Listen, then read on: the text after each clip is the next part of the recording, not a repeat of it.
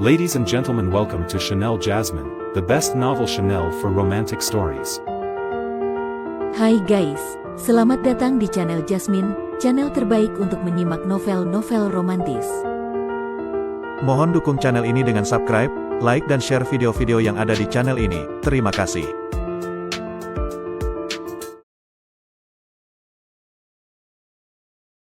Kaisar Agung Seni Bela Diri Bab 1334. Kemunculan Yuer yang tiba-tiba membuat penguasa Dao Wuxin dan penguasa Dao Reinkarnasi terkejut bukan main. Namun yang paling mengejutkan adalah kenyataan bahwa adik perempuan Luo Xiu ini ternyata juga memiliki kekuatan di tingkat penguasa Dao. Yuer, orang itu serahkan padamu. Luo Xiu menepuk bahu Yuer sambil menunjuk ke arah penguasa Dao Wuxin. Di antara kedua lawan tersebut, penguasa Dao Reinkarnasi jelas merupakan ancaman yang lebih besar, dan Luo Xiu tidak akan membiarkan adiknya menghadapi bahaya sebesar itu. Aku akan menurut, Kak. Yuer mengangguk patuh. Dalam sekejap, sosoknya telah berpindah ke hadapan penguasa Dao Wuxin, menghalanginya agar tidak bisa bekerja sama dengan penguasa Dao Reinkarnasi melawan Luo Xiu. Kelihatannya kau sudah menginjakkan satu kaki ke gerbang keabadian. Kalau begitu, biar aku menguji kekuatan seorang setengah dewa sepertimu. Ujar Luo Xiu dengan suara dingin, lalu mengayunkan pedang darah pemenggal dewa ke angkasa. Klang, suara tajam membelah angkasa, gelombang kekuatan menyebar dalam bentuk riak-riak yang menghancurkan beberapa planet gersang di kejauhan menjadi debu dalam sekejap. Cakram reinkarnasi penguasa Dao bergetar hebat. Meski kekuatannya hampir mencapai tingkat dewa abadi, ia masih belum sepenuhnya menjadi abadi. Bahkan, untuk membuat cakram reinkarnasinya mencapai tingkat senjata abadi, ia masih membutuhkan bahan-bahan tingkat dewa dan proses penyempurnaan ulang. Akibatnya, dari segi kelas, cakram reinkarnasi tidak sebanding dengan pedang darah pemenggal dewa. Dalam satu benturan saja, bilah pedang itu meninggalkan retakan mencolok pada cakram milik penguasa Dao Reinkarnasi. Sial, kenapa kekuatannya meningkat sedrastis ini? Semenjak berhasil mencapai separuh tingkat keabadian, penguasa Dao Reinkarnasi merasa sangat puas dengan kekuatannya. Tapi kini, ia terpaksa mengakui bahwa Luo Xiu mengalami peningkatan kekuatan yang luar biasa cepat, bahkan kekuatan pedang darahnya menjadi jauh lebih dahsyat dari sebelumnya. Bukan berarti penguasa Dao Reinkarnasi tidak mampu mengalahkan Luo Xiu. Tapi jika ia memaksakan diri untuk menang, kemungkinan besar ia juga akan terluka parah, sebuah harga yang terlalu mahal untuk dibayar, terutama karena itu bisa menghambat jalannya menuju keabadian. Dan bagi penguasa Dao Reinkarnasi, tidak ada yang lebih penting daripada menjadi dewa abadi. Memikirkan hal ini, keinginan untuk mundur mulai tumbuh dalam dirinya. Meski Luo Xiu telah mengalami lompatan kekuatan, jaraknya masih sangat jauh dari tingkat keabadian. Sementara dirinya tinggal selangkah lagi untuk mencapainya. Bila hal itu berhasil, maka tidak ada penguasa Dao sejati atau penguasa Dao manapun di seluruh jagat yang bisa menandingi dirinya. Ketika ia menoleh ke sisi lain medan pertempuran, ia melihat penguasa Dao Wuxin sepenuhnya tertahan oleh Luo Hanyu. Betapa mengejutkan bahwa kekuatan adik perempuan Luo Xiu ini benar-benar setara dengan seorang penguasa Dao kelas atas. Penguasa Sura memang luar biasa. Kita pasti akan bertemu lagi di masa depan. Setelah berkata demikian, penguasa Dao Reinkarnasi melangkah, menyatu dengan cakram reinkarnasinya, lalu berubah menjadi cahaya panjang dan lenyap di tengah bintang-bintang. Luo Xiu tahu, mundurnya penguasa Dao Reinkarnasi bukan karena takut padanya, melainkan karena ia lebih mementingkan kesempatan untuk menjadi abadi. Jika suatu saat lawannya itu benar-benar mencapai tingkat keabadian, sementara Luo Xiu tidak memiliki senjata atau kekuatan setara untuk melawannya, maka masa depan akan sangat suram. Melihat penguasa Dao Reinkarnasi sudah pergi, penguasa Dao Wuxin pun kehilangan minat untuk bertarung. Ia segera memanggil menara Xuan Huang miliknya dan melarikan diri sebelum Luo Xiu bisa bergabung dengan Yuer untuk mengepungnya. Luo Xiu sadar, meski dirinya memiliki kecepatan dari cakram abadi, tetap tidak mudah menangkap seorang penguasa Dao yang bertekad melarikan diri. Tapi satu hal yang pasti, ia menang dalam pertempuran ini. Dua penguasa Dao yang datang bersama justru harus mundur, dan itu akan menjadi pembicaraan besar di seluruh tiga dunia alam semesta. Nama Tanah Suci Sura akan menggema dan dikagumi. Meskipun kedua penguasa Dao itu tidak akan mengumumkan kekalahannya secara terbuka, para murid Tanah Suci Sura sudah menyebarkan kabar tersebut. Dalam waktu singkat, berita itu menyebar ke seluruh wilayah alam Huang, lalu ke berbagai kekuatan besar di tiga dunia semesta. Seluruh alam semesta pun terguncang. Bagaimana tidak, yang dikalahkan adalah dua dari penguasa Dao terkuat di antara semua penguasa Dao yang ada. Fakta bahwa Tanah Suci Sura berhasil membuat mereka mundur membuat semua pihak mulai menilai ulang kekuatan dan fondasi tempat itu. Selama ini, banyak orang menganggap Luo Xiu hanya berani karena para penguasa Dao lainnya terperangkap di Istana Feixian. Mereka yakin bahwa setelah para penguasa Dao itu kembali, Tanah Suci Sura pasti akan dimusnahkan. Tak akan ada pengecualian. Namun kenyataan membungkam semua prasangka itu. Kini, penguasa Sura Luoxiu nyaris menjadi legenda hidup dalam 3 dunia alam semesta. Jika dikatakan bahwa para penguasa Dao sejati adalah legenda, para ahli perkasa yang hidup sejak zaman kuno, maka Luoxiu adalah satu-satunya sosok legendaris. Legenda dan legendaris adalah dua hal yang sama sekali berbeda. Dikatakan legenda karena tingkat kekuatan seorang ahli sudah mencapai ranah tertentu, sedangkan dikatakan legendaris karena seorang ahli telah berhasil melakukan hal-hal yang tidak dapat dilakukan oleh orang lain. Seorang ahli legendaris bisa juga menjadi seorang legenda, tetapi seorang legenda belum tentu bisa menjadi sosok legendaris. Hanya dalam beberapa ratus tahun berhasil menjadi seorang penguasa Dao, dan dengan memegang pedang darah pembasmi dewa, ia mampu bersaing dengan penguasa Dao sejati tingkat puncak. Ini adalah pencapaian yang belum pernah ada seorang pun yang berhasil melakukannya sepanjang sejarah. Jika orang seperti ini saja tidak bisa menjadi sosok legendaris, lalu siapa lagi yang pantas menyandangnya?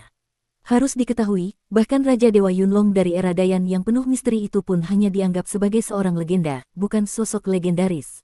Di dalam Istana Sura, Luoxiu duduk di kursi utama. Di bawah, di salah satu meja di aula besar, duduk seorang pria muda. Pertama-tama, selamat kepada adik seperguruan karena telah mencapai tingkat penguasa Dao. Aku masih ingat dengan jelas saat pertama kali adik masuk ke perguruan kita. Tidak kusangka dalam sekejap mata, kau sudah menjadi ahli tingkat penguasa Dao sejati yang tersohor di seluruh alam semesta, kata pria muda yang duduk di aula itu sambil tersenyum. Dia adalah Yun Yi, murid kedua dari penguasa Dao sejati Wuji. Seperti yang dikatakan Yun Yi, ketika Luoxiu pertama kali datang ke dunia hampa Wuji, tingkat kultivasi Yun Yi baginya begitu dalam dan tak terduga. Namun, hanya berselang beberapa tahun, Luoxiu sudah dapat dengan mudah melihat bahwa tingkat kultivasi Yun Yi berada di ranah penguasa Dao tingkat menengah. Penguasa Dao sejati Wuji sangatlah ketat dalam memilih murid. Setiap orang yang ia terima dan bimbing pastilah memiliki bakat alami yang luar biasa. Yun Yi ini bisa menempati posisi murid kedua karena di antara semua murid penguasa Dao sejati Wuji, pemahamannya adalah yang nomor 1. Meskipun tingkat kultivasi Yun Yi hanya penguasa Dao tingkat menengah, pemahamannya terhadap Tao telah mencapai tingkat penguasa Dao sejati biasa. Selama kultivasinya dapat meningkat selangkah demi selangkah, pencapaiannya ke tingkat penguasa Dao sejati di masa depan sudah pasti terjamin. Namun, Luoxiu merasa kasihan pada Yun Yi. Dia sudah memahami sepenuhnya bahwa penguasa Dao sejati Wuji adalah orang yang menghalalkan segala cara. Semua murid di bawahnya adalah bidak catur baginya. Beberapa bidak mungkin berguna sekarang, sementara yang lain mungkin belum, tetapi bisa jadi akan berguna di masa depan. Karena itulah ia merasa kasihan pada Yun Yi. Seorang jenius dengan pemahaman setinggi itu, kemungkinan besar akan hancur di tangan penguasa Dao sejati Wuji. Kakak seperguruan Yun terlalu memuji. Boleh ku tahu, ada urusan apa kakak datang menemuiku? Kata Luoxiu dengan nada datar. Aku datang atas perintah guru. Guru bertanya, kapan kau akan kembali? Jawab Yun Yi setelah mengangguk. Mendengar ini, Luoxiu tertawa dingin dalam hati. Tampaknya penguasa Dao sejati Wuji masih belum menyerah juga. Dunia hampa Wuji adalah markas besarnya. Sekalipun Luoxiu percaya diri dengan kekuatannya, ia sama sekali tidak akan berani melangkahkan kaki ke sana dengan gegabah. Harus diakui bahwa Luoxiu adalah orang yang sangat tahu diri. Dia tidak menjadi sombong secara membabi buta hanya karena kekuatannya meningkat terlalu cepat. Perlu diingat, bahkan ketika penguasa Dao sejati reinkarnasi mencoba menghalangi penguasa Dao sejati Wuji, ia melakukannya di luar dunia hampa Wuji, bukan di daratan bintang tempat dunia itu berada. Terima kasih atas perhatian kakak dan guru. Hanya saja, aku masih punya banyak urusan yang harus diselesaikan. Jika ada kesempatan di masa depan, aku pasti akan kembali untuk mengunjungi para kakak seperguruan dan guru, kata Luoxiu sambil tersenyum. Meskipun kekuatannya saat ini sudah tidak perlu takut pada penguasa Dao sejati Wuji, di dalam hatinya Luoxiu masih tidak ingin hubungan keduanya benar-benar rusak. Bagaimanapun juga, meskipun penguasa Dao sejati Wuji menganggapnya sebagai bidak catur, tanpa penguasa Dao sejati Wuji, tidak akan ada Luoxiu yang sekarang. Bahkan jika dilihat dari sisi lain, penguasa Dao sejati Wuji setidaknya memiliki jasa dalam mengajarkan ilmunya, dia adalah gurunya. Sekalipun mereka berdua berpisah, hubungan guru dan murid ini tidak akan bisa terhapus. Di dalam Istana Sura, Luoxiu dan Yun Yi berbincang sejenak. Yun Yi juga secara tidak langsung mencoba membujuk Luoxiu untuk kembali, tetapi semua bujukannya ditolak oleh Luoxiu dengan cara yang halus dan sopan. Beberapa jam kemudian, Yun Yi meninggalkan Istana Sura. Dengan mengendarai sebuah pusaka terbang, ia tiba di angkasa luar di luar alam Huang. Dia menoleh ke belakang, menatap alam Huang. Tatapannya seolah menembus kabut tak berujung dan melihat Istana Sura yang berada di kejauhan tak terhingga.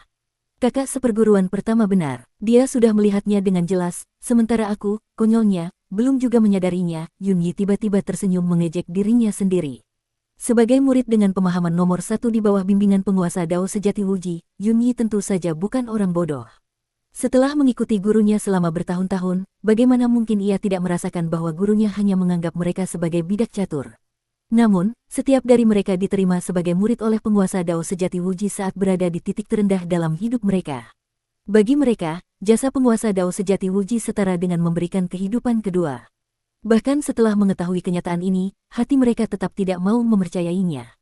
Selama ini, Yunyi selalu berpikir, bahkan jika ia dianggap sebagai bidak oleh gurunya, dan suatu hari nanti ia dimanfaatkan lalu dibuang, ia akan menerimanya tanpa penyesalan. Anggap saja itu sebagai cara membalas budi baik gurunya. Akan tetapi, kemunculan Luo Xiu perlahan-lahan mengubah pandangannya dan juga pandangan Qinzhan. Budi baik kehidupan kedua dari guru memang sangat besar, tetapi apakah cara membalasnya harus dengan membiarkan takdir dikendalikan seperti bidak catur? Dulu, Yunyi tidak pernah berpikir sejauh ini. Namun, tindakan Luo Xiu seolah memberitahunya bahwa ada cara lain untuk membalas budi tersebut. Jujur pada dirinya sendiri, ia juga tidak ingin takdirnya dikendalikan seperti bidak catur.